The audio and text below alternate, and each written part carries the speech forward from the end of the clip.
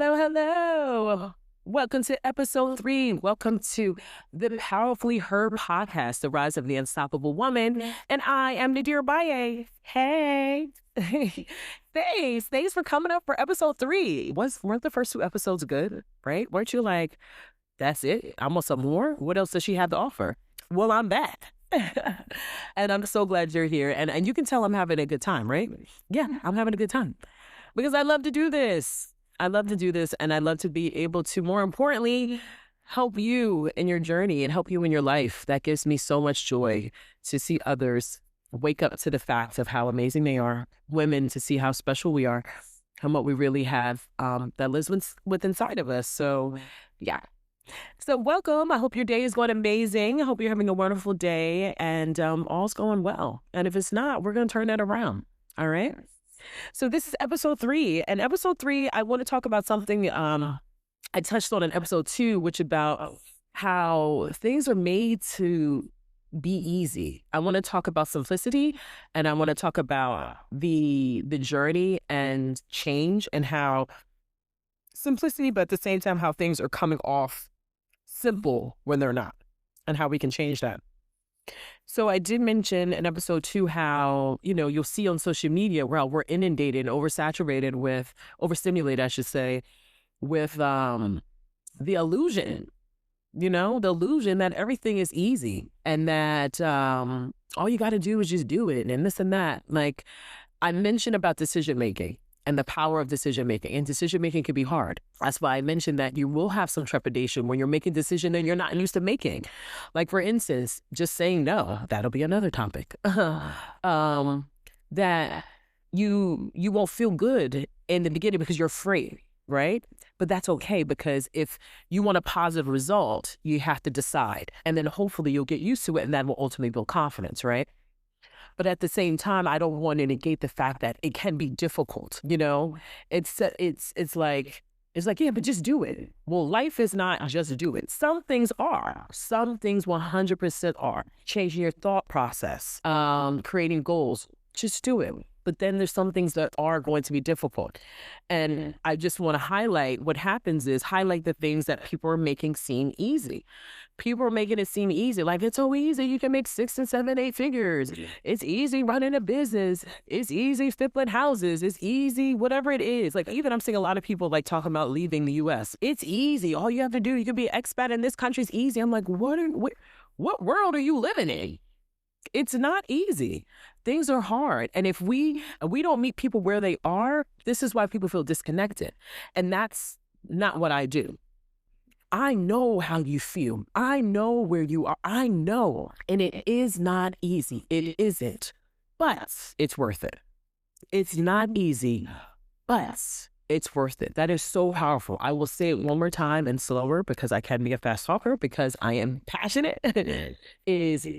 It is not easy sometimes. It isn't. But it is worth it. And why it's worth it is because you're worth it. You're worth it, Queen. You are. You were worth it. And I want you to play this back as many times as you need to remind you that you are worth it. You are more than enough. And why I say that is because I see a lot of, and I know you see it too, a lot of things that are distracting us from the truth. And one of those things is, it's so easy. And that's not true. You see all these things that are happening all the time. And one of the worst things you could tell someone when they're in pain is that the pain they're feeling is not real. No, that's not true. That's not real.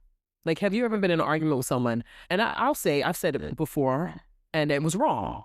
I was wrong for doing that. But when it was done to me, I was like, oh, hold up, I don't like how this feels, right? You can see how it feels, right? Like, if we can give back to someone else, we give out that, and then it comes back to it, we're like, oh, hold up, I don't like that. But to say, well, if that's how you feel, well, I'm sorry you feel that way. Like, what? Like, you just remove yourself from the pain you cause someone else. People are like, well, I didn't mean it that way, and I'm sorry you feel that way. Wait, is that your way of an apology? You know what I mean? You're like, oh, I feel like I got gut punched. And that's why it's important to put ourselves in other people's shoes, and why I referenced that I've done that before and I was wrong, but when it was done to me, I hated it. So this is how we need to move. And this is why when someone's in pain and we're like, oh, you're struggling. Oh, yeah. You're tired all the time. Yeah, well, it's easy. It's easy. None of it's easy. If you're a parent and you're juggling parenthood and your career, or you even have to be a parent, or you're just trying to juggle life in itself, whatever it is, whatever your shoes are, I know it's not easy. I know it's not. However, we are going to make the best out of it and start creating ways to have a better, beautiful, and simplistic life, right?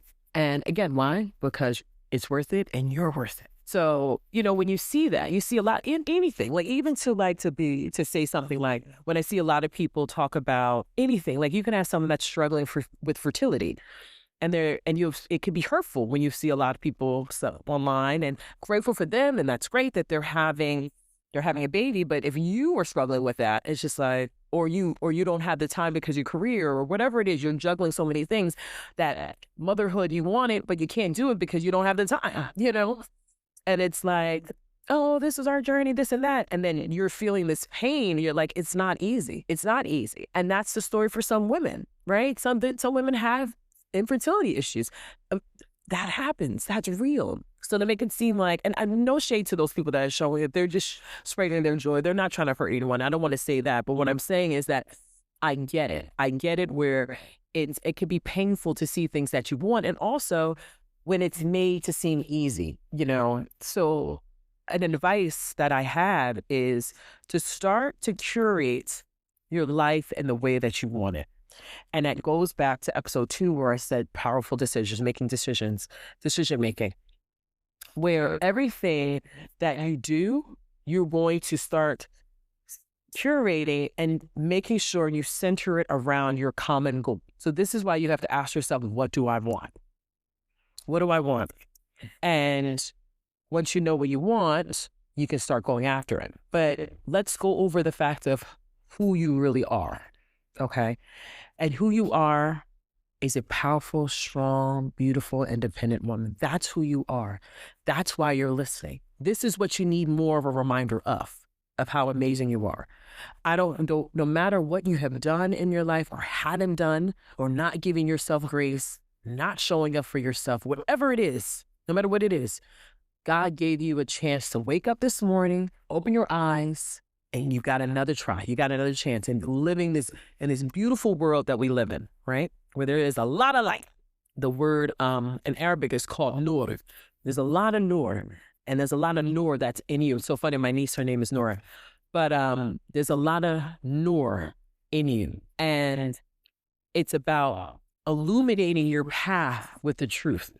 And the truth is that you are clean and that you deserve to have an amazing life. And whatever you see out there in the life and you see someone else have it, you should be able to have it too within the right way. Again, the way we do something is very important. That's another thing. Like the way we go about things is super important.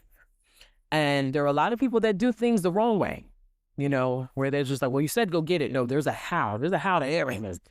Everything is a how. So we have to be very careful how we attain things in life, because there's a right way to do things, there's a wrong way to do things. And we're all aware of that. And in order to continue to maintain your integrity, do things the right way. Always do things the right way. And if you mess up, because you will, because we are human, I mess up all the time, we all mess up, is ask for forgiveness. Humble yourself and ask for forgiveness. Because those that ask for forgiveness are actually stronger than those that don't. And I will say that one more time. Those that ask for forgiveness are stronger than those that don't. So whenever you hear someone that barely says sorry, it's not vulnerable in that way, where they look at that as a weakness and they have this tough shell and they don't, there's a very hard way to crack them.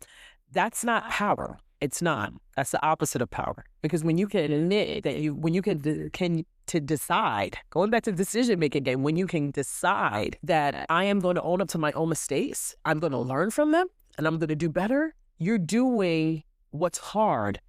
And you're starting to trust yourself and build confidence, and you're starting to go after the life you really want. And that each episode, I want it to be a song and dance. I want it to be rhythmic.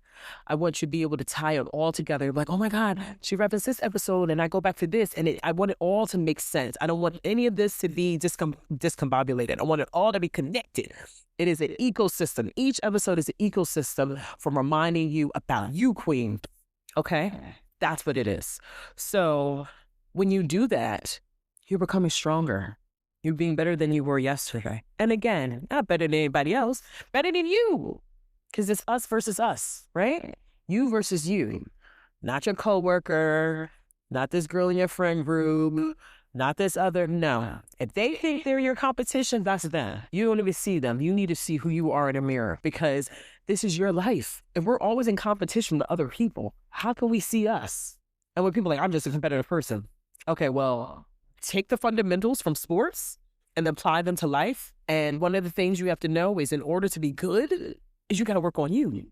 You can't look at the opponent. You're like, I'm watching everything they're doing. But then how are you defending yourself? How are you working on you? Because your opponent's looking at you and they're working on them, you know? So you just want to carefully just watch over you. What do you need to do? What do you need to work on? And yes, it's hard. Like it is hard. Things are difficult, but then it's worth it, and you're worth it. You know, so I don't want to make this journey seem like it's easy. It's not. I can tell you, before when I was in my previous field, I was customer service leadership of $1 million store, and I had a team of 60, and I loved it. It was great, things like that. But then with the pandemic, prior to the pandemic, actually, I remember there was this customer that came in, and he was pretty cheeky. He was funny, and he always say like quirky things here and there.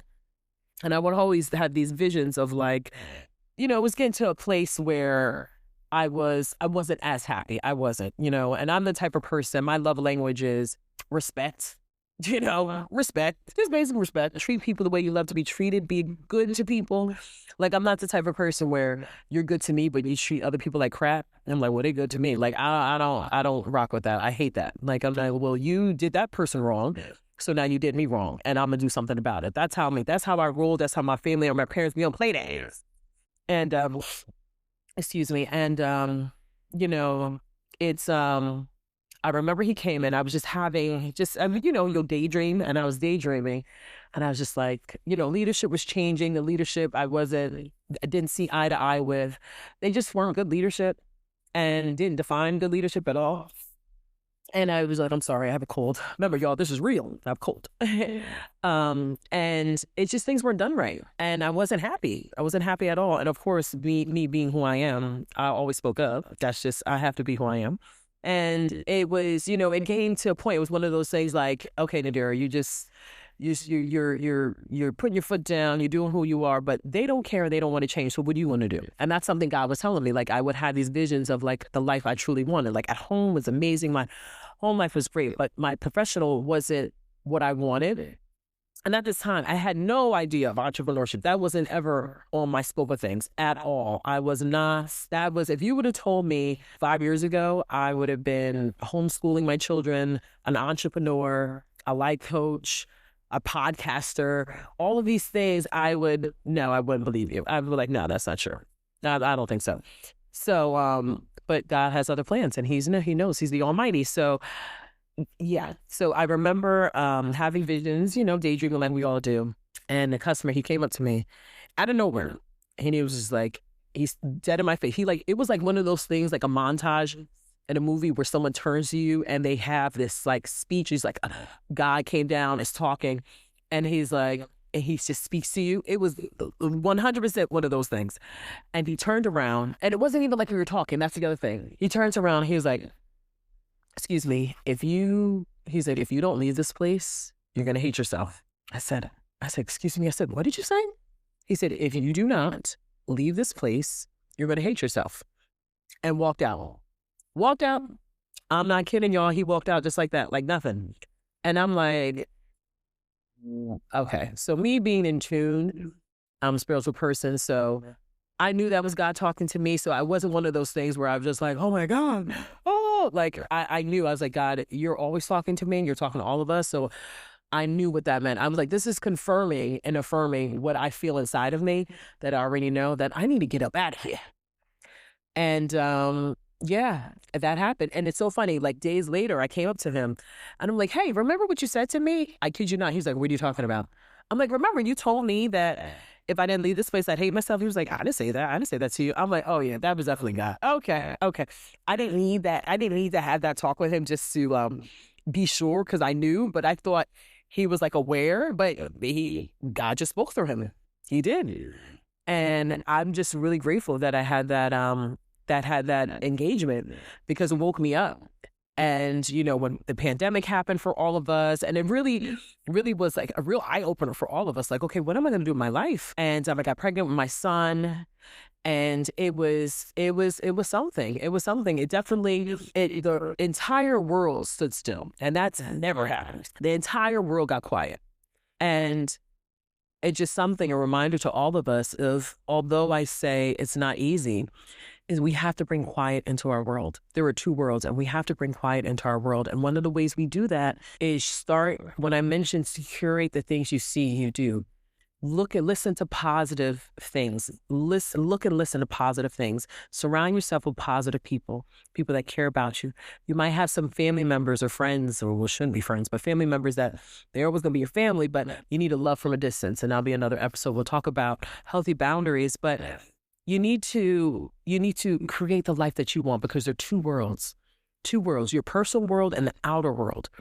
And your personal world, you have control over, and take better control of your life. If you're seeing things that make you unhappy and miserable, or you're around people that make you unhappy and miserable, start doing things to get yourself away from those people, because it is affecting your psyche. It's affecting you. It's affecting your heart. And negativity is infectious, and you don't deserve that. Like, I am smiling right now. You could feel my smile. I'm so happy for you. And I'm so excited for the next chapter in your life. And I want you, and you need to start being the person you really are. So only submit to things that are going to make things better. Start deciding that you are going to be the person you want to be. That is the takeaway for today.